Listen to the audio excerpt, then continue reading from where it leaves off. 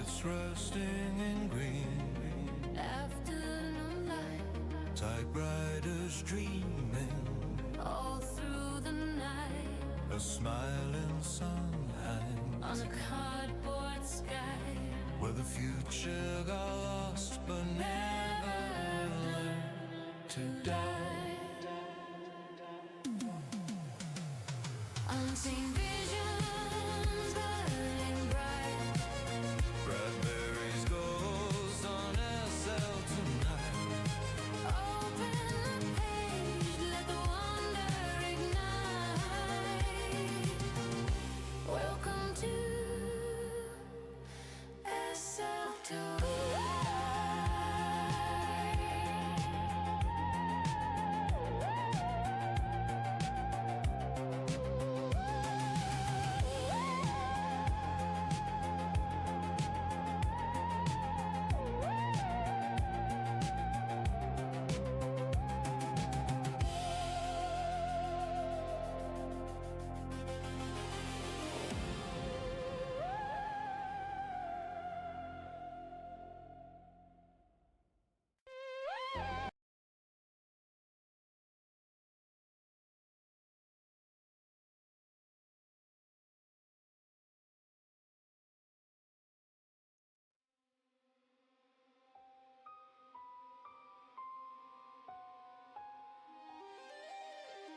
Part 1 was Poe refusing to let a man die. Part 2 is about what happens when something else refuses to stay dead. Every year we give thanks for the bird on the table. But in the little town of Mercy Hollow, Massachusetts, one Thanksgiving, the birds decided to give thanks for us. This is the full story. Lock the doors. Hide the carving knives. Let's begin.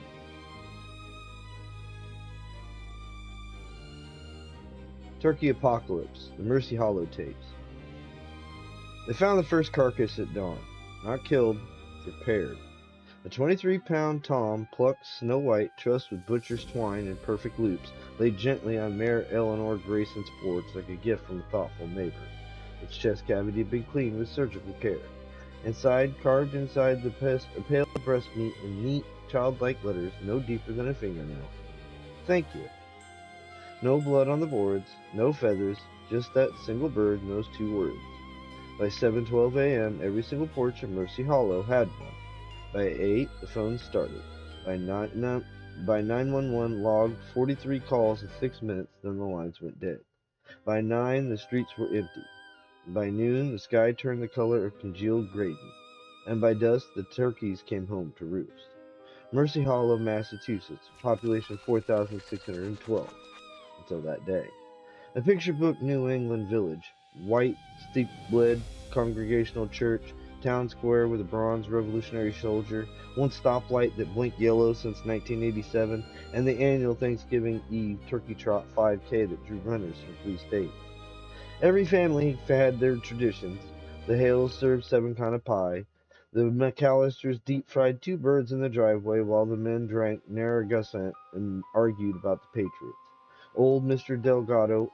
Delgado on Maple Lane still used her Abula's morcilla stuffing recipe that called for raisins and blood sausage, and nobody dared to tell her it was weird. This year, the birds had traditions of their own. The first person to actually see them coming was 9-year-old Juniper Park on her swim, late for flute lessons. She crested the hill by the cemetery and slammed her brakes so hard the bike fishtailed. Hundreds of turkeys, maybe 1,000, stood in perfect rows across Route 117 like a feathered army. Not the scrawny wild ones that sometimes wandered out of the woods. These were broad-breasted whites, the kind raised on industrial farms 40 miles west. Their feathers gleamed wet as if they'd been oiled for show. Their eyes were black and depthless, reflecting the low gray sky like drops of cranberry relish. They did not gobble. They did not shift.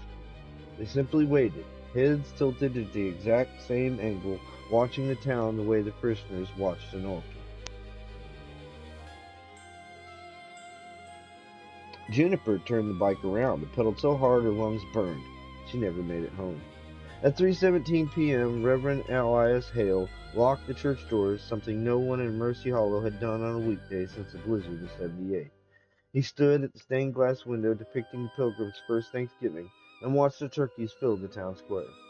They moved in silence, wings folded tight, forming perfect concentric circles around the bronze soldier. The innermost ring lowered their heads until every beak touched the frost-hard ground. Then, as one, they raised them again. Reverend Hale would later swear on the Bible itself that the lead tom, a monstrous 35-pounder with a beard like a hangman's rope, spread its wings like a priest elevating the host, and spoke in a voice that was every grandmother who ever lived. We have watched you carve our brothers. Tonight we carve tradition. The church bells began to ring by themselves. Across town, every carving knife, every electric blade, every serrated bread knife lifted from its block and drifted out of kitchens like iron birds returning to the roost. They floated 3 feet off the ground, tips pointed east, glinting in the dying light. Sarah McAllister saw it happen from her picture window. Her Ginsu set, wedding gift from 1998, rose in formation, clinking softly like wind chimes made of murder. The biggest one, the one her husband called the Turkey Slayer, turned in midair as if waving goodbye and sailing out the cat flap. This was the last time anyone in Mercy Hollow opened a door. Night fell hard. Power flickered once, twice, then died for good. Candles were lit, fireplaces stoked. Families huddled around dining tables set exactly as always. Great Grandma's spode china, the good silver, cloth napkins folded into bishops' mitres. They told themselves it was a prank, a viral stunt, some art school bullshit from Boston kids. Then the knocking began. Not on doors, on windows. Soft, patient, beak on glass. Tap, tap, tap. Every window in town, every pane, all at once. Inside the Hale house, Reverend Elias clutched his wife's hand and whispered the 23rd Psalm while their grown daughter live streamed on a dying phone battery. The chat scrolled faster than anyone could read. They're at my window too. My mom just opened the door. Don't open the door. Don't open the stream cut to black. At 11:47 p.m., the knocking stopped. Silence thicker than any snowstorm settled over Mercy Hollow. Then the smell came. Butter, sage, onion, the exact aroma of every Thanksgiving kitchen, only stronger, headier, wrong. It was the smell of being cooked. People began to scream, but the screams were muffled as though the houses themselves had grown lips. The last thing most of them felt was the gentle pressure of a wingtip guiding them into a chair that wasn't theirs. The last thing most of them saw was a place card in childlike handwriting. Thank you for having us. When the state police finally choppered in at dawn on Black Friday, they found the town exactly as it had been the night before. Tables set, candles still burning with blue steady flames.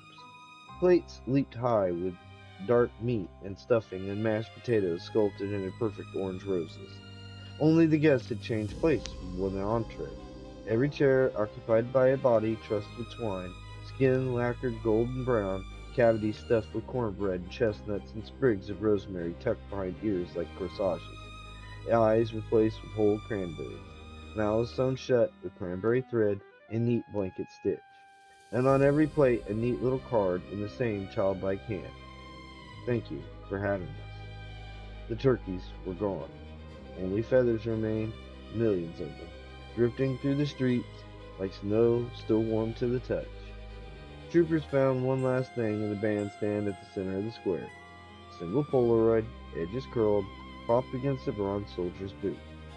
It showed the entire town seated around their tables, smiling, with stitched lips, raising glasses of deep red wine toward the camera. Behind them, row upon row of turkeys stood on their hind legs, wings draped over human shoulders like old friends. At the bottom, someone had written in red Sharpie, "See you next year." State police burned Mercy Hollow to the ground that same afternoon. Officially, it was a gas explosion. Unofficially, every trooper on the scene requested immediate psych leave and has refused to eat poultry since. But every Thanksgiving Eve, if you drive past the chained-off access road where Mercy Hollow used to be, you can still smell it. Butter, sage, onion, and sometimes if the wind is right, you'll hear knocking. Soft, patient, beak on glass. Tap, tap, tap. They're just making sure you save them a seat.